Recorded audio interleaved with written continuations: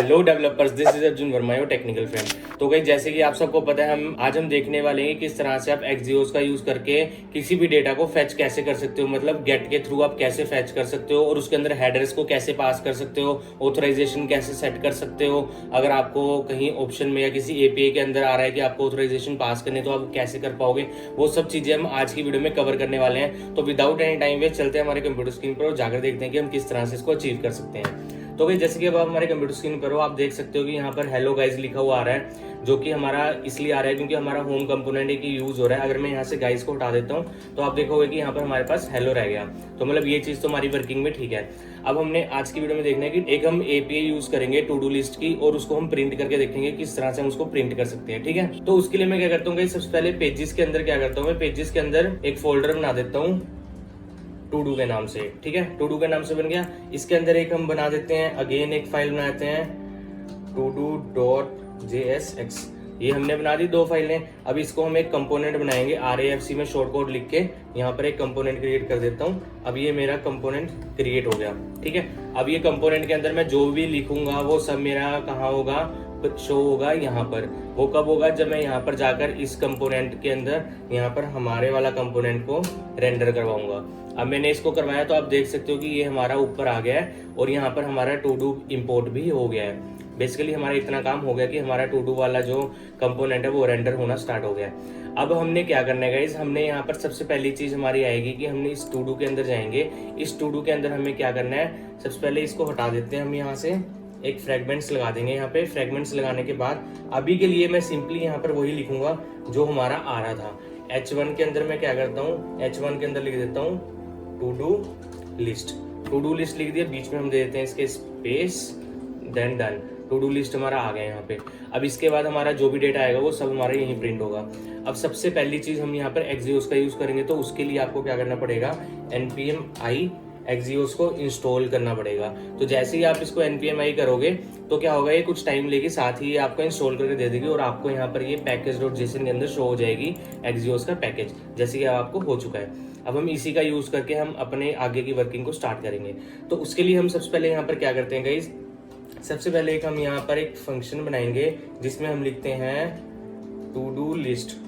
To do list, to do list बनाया हमने, एक एरो फंक्शन बनाया गाइस। इस एरो फंक्शन के अंदर बेसिकली हम क्या करेंगे, हमारा एपीआई को कॉल करेंगे। उससे पहले हम यहाँ पर क्या करते हैं, इस एरो फंक्शन को हम क्या करते हैं, असिंक फंक्शन बना देते हैं। असिंक फंक्शन मैंने आपको असिंक वेट पहले जेएस की सीरीज में बताया हुआ है। इस सीरीज में मैं एक अलग से वीडियो सेपरेट बना दूंगा जिससे आपको समझाया आ जाएगा कि आप असिंक वेट को कहाँ पर यूज कर सकते हो, असिंक फंक्शंस को। ठीक है, अभी मैं यहाँ पर फिलहाल असिंक लिखता हूँ। असिंक लिखने के बाद हम यहाँ पर क्या करेंगे, हम यहाँ पर एक और अगेन एक वेरिएबल बनाएंगे जिसमें मैंने लिख दिया रिस्पॉन्स। ठीक है, रिस्पॉन्स लिखने के बाद अब जो मैंने रिस्पॉन्स लिखा है, अब हम यहाँ पर हमारी एपीआई को कॉल करेंगे। एपीआई कॉल करने से पहले हम अवेट लिखेंगे ताकि जब तक हमारे पास रिस्पॉन्स नहीं आता तब तक ये वेट करे, उसके बाद ही हमारा आगे फर्दर प्रोसेस हो। तो मैंने इसके बाद यहाँ पर क्या लिखना है, मैं लिखूंगा यहाँ पर एक्सियोस डॉट गेट। जैसे ही मैंने एक्सियोस लिखा तो आप गाइस देखोगे कि ऊपर हमारा एक्सियोस इंपोर्ट हो चुका है, जो कि हमने नहीं किया था, हम भूल गए थे, बट इसने अपने आप कर दिया। अब गेट के अंदर हमारे पास दो चीजें आती हैं, एक आता है यूआरएल, एक आता है हमारे पास कॉन्फ़िगरेशन, हमने जो भी हेडर सेट करने हैं, जो कुछ भी करना है। तो सबसे पहले हमारे पास यूआरएल आएगा। तो यूआरएल हमारे पास गाइस, मैंने एक डम्मी वेबसाइट ली हुई है जिसके अंदर मेरे पास टू डू लिस्ट मिल रही है मुझे डम्मी। तो मैं यहाँ से क्या करता हूँ, इस यूआरएल को कॉपी करता हूँ, कॉपी करके मैं यहाँ पर पेस्ट कर देता हूँ। तो आप देखोगे कि हमारे पास यूआरएल आ गया। यूआरएल आने के बाद हम यहाँ पर नेक्स्ट क्या बनाएंगे, कॉन्फ़िगरेशन। कॉन्फ़िगरेशन के बाद हम एंटर करेंगे। एंटर करके सबसे पहले हम लिखेंगे हेडर्स। हेडर्स लिखने के बाद गाइज आप क्या करोगे, इसको ऑब्जेक्ट बनाओगे। इस ऑब्जेक्ट के अंदर आप पास करोगे अपनी ऑथराइजेशन। ऑथराइजेशन क्या होती है बेसिकली गाइज, जो भी आपका टोकन आ रहा है या कोई भी की आपने पास करनी है वो आप इस तरह से यहाँ पर पास कर सकते हो। तो मैं अभी के लिए यहाँ पर क्या करता हूँ, मैं सिंपली यहाँ पर एक टोकन ले लेता हूँ। ठीक है, इस टोकन को ही मैं डायरेक्ट पास कर रहा हूँ यहाँ पे, कि हमारे पास कहीं अलग से आएगा। अगर आप ये भी नहीं करना चाहते, यहाँ से भी नहीं लेना, अगर आपको यहाँ पे नहीं समझ आ रहा, तो मैं क्या करता हूँ, इसी फंक्शन के ऊपर मैं एक वेरिएबल बनाता हूँ, टोकन इक्वल्स टू ट्रू। मैंने ट्रू कर दिया। ट्रू करने के बाद मैंने इस टोकन को यहाँ पर पास कर दिया, मतलब हमारा टोकन यहाँ पर ऐड हो चुका है। अब जैसे ही ये टोकन ऐड होगा, अब इसके बाद हम यहाँ पर क्या करेंगे, इसको डेटा को क्या कर देंगे, रिटर्न कर देंगे। मतलब जो भी हमारा डेटा आएगा वो रिटर्न हो जाएगा, हमारा रिस्पॉन्स डॉट डेटा। हमारा ऐसे रिटर्न हो जाएगा। बट इससे पहले गाइस एक चीज मैं और करता हूँ यहाँ पर, मैं यहाँ पर क्या करता हूँ, ट्राई कैच का यूज कर लेता हूँ, हमें और ज्यादा आसान होगा, आपको अच्छे से फॉर्मेट हो जाएगा। अब मैं इसको यहाँ पे लगाया, यहाँ से मैं करता हूँ इसको कट, ये हमारा कट हो गया यहाँ पे। अब इसके बाद मैं क्या करूंगा, एर कैच के अंदर हम क्या करेंगे, देखो अगर हमारा ट्राई के अंदर रिस्पॉन्स आ गया तो रिटर्न कर देगा, अदरवाइज हम बोलते हैं आप भाई साहब क्या करो, कंसोल डॉट लॉग कर दो हमें एरर। एरर क्या हम इस तरीके से भी यूज कर सकते हैं, हमने यहाँ पे भेज दिया एरर, एरर भेजा, साथ में ही हम ऐसे कोमा लगा के यहाँ पर जो हमारा ये एरर आ रहा है हम इसको भी भेज सकते हैं। हमने ये दोनों चीजें कर ली। और एक आप ये कर सकते हो, आप यहाँ पर ये भी लिख सकते हो थ्रो एरर। थ्रो एरर मतलब जो भी आपको ऊपर वाला एरर आ रहा है आप इस तरह से एरर को भी थ्रो कर सकते हो। तो मैंने ये दोनों चीजें कर दी, ठीक है। इतना काम हमारा हो गया, आपको समझ आ गया उम्मीद करता हूँ। और आप इसमें इस तरह से गाइस आप कुछ भी पास कर सकते हो, कि की पास करनी है तो आप यहाँ पर इस तरह से कोई की भी पास कर सकते हो, आप कुछ भी कर सकते हो अभी यहाँ पर हेडर्स में। तो गाइस अब हमारा नेक्स्ट काम क्या होगा, नेक्स्ट काम हमारा होगा कि हमारा जब भी पेज लोड हो, लोड होने के बाद हमारी एपीआई ये क्या है, हिट होनी चाहिए। जब तक हम इस फंक्शन को कॉल नहीं करेंगे तो वो हिट नहीं होगी। तो उसके लिए हम क्या करेंगे, उसके लिए हम यूज करने वाले हैं यहाँ पे यूज इफेक्ट को। आपको पता है यूज इफेक्ट बेसिकली हम क्यों यूज करते हैं, मैंने अलग से वीडियो भी बना रखी है, आप उसको जाकर देख सकते हो। मैं ऊपर आई बटन पे भी उस वीडियो को दे दूंगा जिससे कि आपको समझ आ जाएगा।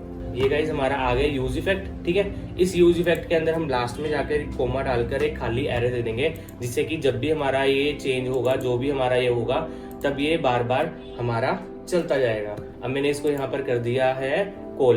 अब ये कॉल होने का मतलब क्या है, जब भी यूज इफेक्ट पेज लोड होगा तो एक बार ही हमारी एपीआई को कॉल करेगा, जो भी डेटा आएगा वो हमारा यहाँ पर आ जाएगा। इससे पहले हमें एक चीज और करनी पड़ेगी गाइस, यहाँ पर हम क्या करेंगे, कॉन्स्ट लिखेंगे, कॉन्स्ट लिख के हम यहाँ पर बनाएंगे use state, use state to do set to do, set to do, set to do बनाई। सेट टू डू के बाद हम यहाँ पे क्या करेंगे, यूज स्टेट। यूज स्टेट के अंदर बेसिकली हम एक ब्लैंक एरे छोड़ देंगे अभी के लिए। वो क्या होगा कि जब भी हमारा, क्योंकि डेटा आएगा वो हमेशा एरे के अंदर होगा हम अगर प्रिंट करा रहे हैं, बाकी किसी भी तरह के फॉर्मेट में हो सकता है, वो आपके ऊपर डिपेंड करता है आप किस तरह से कर रहे हो। मैं एक एरे में डेटा ले रहा हूँ तो मैंने एरे ले लिया यहाँ पे।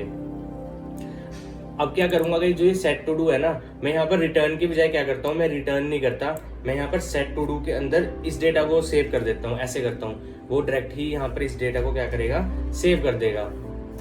अब मैंने इसको हटाया यहाँ से, अभी हमारा डेटा सेव होगा, पेज पर लोड हो रहा है। अब अगर मैं यहाँ पर देखूं, इसने क्या किया, कोई एरर नहीं है, टू डू लिस्ट आ रहा है जी, ठीक है, हमारा सारा काम ओके है। अब हमारा काम आता है हमने प्रिंट कैसे करना है। प्रिंट के लिए गाइस हम क्या करेंगे, बेसिकली एक सिंपल, मैं यूएल के अंदर ही अभी डेटा को प्रिंट करूंगा। यूएल के अंदर प्रिंट करने के लिए हम यहाँ पर क्या करते हैं, हम एक मैप फंक्शन का यूज करेंगे। बट उससे पहले हम यहाँ पर क्या करेंगे, जो भी हमारी ऊपर टू डू आ रही है, टू डू के ऊपर हम मैप लगाएंगे। मैप के अंदर बेसिकली गाइस क्या होगा, हमारे पास यहाँ पर दो चीजें आती हैं, एक वैल्यू आती है और एक आता है इंडेक्स। तो गाइस वैल्यू और इंडेक्स आता है। अब इस वैल्यू और इंडेक्स के अंदर बेसिकली क्या होगा कि हमारा जो भी हमारा काम होगा ना, वो सारा हमारा काम इसी के अंदर होने वाला है अब, ठीक है। अब अगर मैं यहाँ पर क्या करूंगा, अब हमारे पास यूएल सेट होगी। अब इस यूएल के अंदर हमारे पास क्या आएगी, एलआई आएगी। एलआई के अंदर हमारा डेटा प्रिंट होता है, जो भी हमने डेटा प्रिंट करना होता है। जैसे आपको पता ही होगा कि यहाँ पर अगर मैं यहाँ पर वैल्यू लिख दूंगा तो हमारे पास जो भी वैल्यू आएगी वो यहाँ पर प्रिंट होना स्टार्ट हो जाएगी।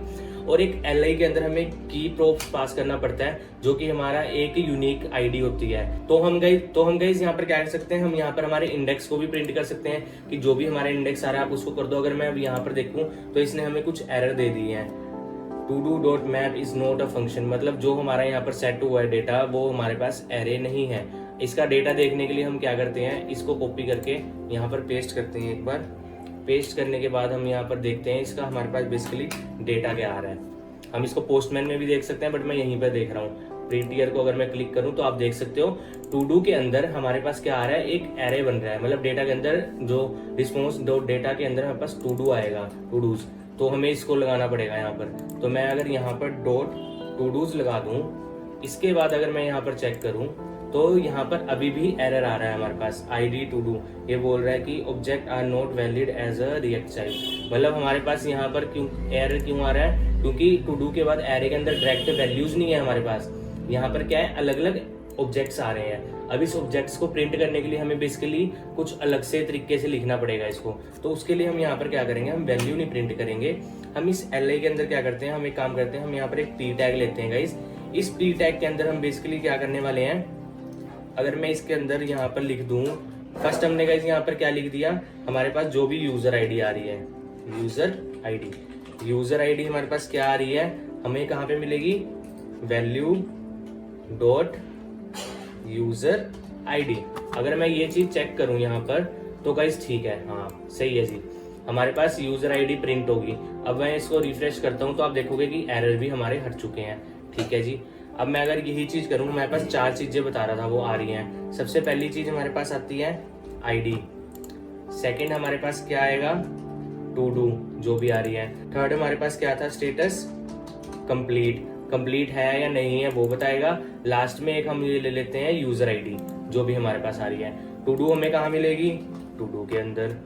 ठीक है जी, जैसे कि यहाँ पर आप देख सकते हो इसके अंदर टू डू के अंदर कंप्लीट के अंदर हमारे पास कंप्लीट स्टेटस मिलेगा, यूजर आईडी के अंदर यूजर आईडी मिलेगी। कंप्लीट में लगाता हूँ तो मेरे पास ये आ गया।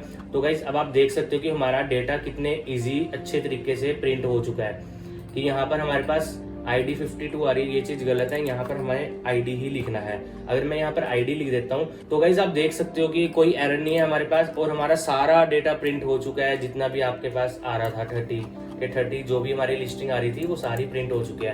मतलब इस तरह से आप क्या कर सकते हो, किसी भी गेट एपीआई को यूज करके आप प्रॉपरली डेटा को शो करवा सकते हो अपने अकॉर्डिंगली, जैसे भी आपने करवाना है। और यहाँ पर मैंने क्या किया था, मैंने इंडेक्स लिया था। जैसे कि अब मुझे पता है कि कोई मुझे यूनिक की देनी होती है, अगर हमारे पास अकेला एरर होता तो हम कुछ नहीं दे सकते, तो हमें इंडेक्स देना पड़ता है उसका। बट अब इस केस में मैं क्या कर सकता था, मैं इंडेक्स अगर ना भी लेता, मैं डायरेक्ट हमारी जो वैल्यू आ रही है ना, इस वैल्यू के अंदर हमारे पास जो आईडी है वो आईडी हमारी यूनिक ही आ रही है, क्योंकि 1 2 3 4 आ रहा है। और अगर मैं इसको यहाँ से हटा के भी अगर शो करूँ तो गाइज आप देखोगे कि हमारा अब भी बिल्कुल सही आया है। ये टू डू आ गया, कंप्लीट आ गया, ये आ गया। कंप्लीट क्या आ गया, हमारा कुछ नहीं आ रहा, वो इसलिए नहीं आ रहा क्योंकि अभी उसको मिला नहीं है। मैं बोलता हूँ वैल्यू डॉट कंप्लीट अगर आपके पास है, कंप्लीट है, तो आप क्या करो, यस प्रिंट कर दो मेरे पास, अदरवाइज आप क्या करो, नो प्रिंट कर दो मेरे पास। ठीक है, मैंने 2 चीजें इसको बोल दी।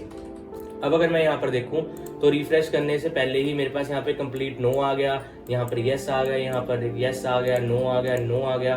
और अब ये जो मेरा ट्रू था, अगर मैं यहाँ पर फॉल्स लिख देता हूँ तो आप देखोगे कि हमारे पास जो डेटा था वो एरर दे देगा एपीआई के अंदर कि आपके पास जो टोकन आपने पास किया है वो false is not defined, sorry false.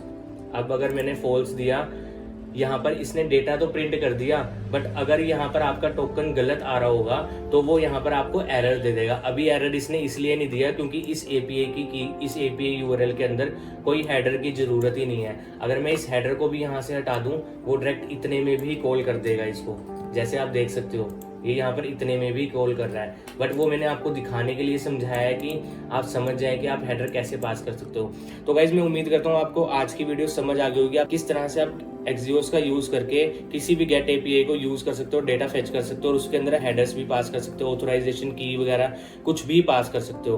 तो गाइज मिलते हैं नेक्स्ट वीडियो में। अगर वीडियो अच्छी लगती है तो लाइक जरूर कर देना और चैनल को सब्सक्राइब भी कर लेना और ऐसी इन्फॉर्मेशनल वीडियोस के लिए। मिलते हैं गाइज नेक्स्ट वीडियो में। Thanks for watching this video.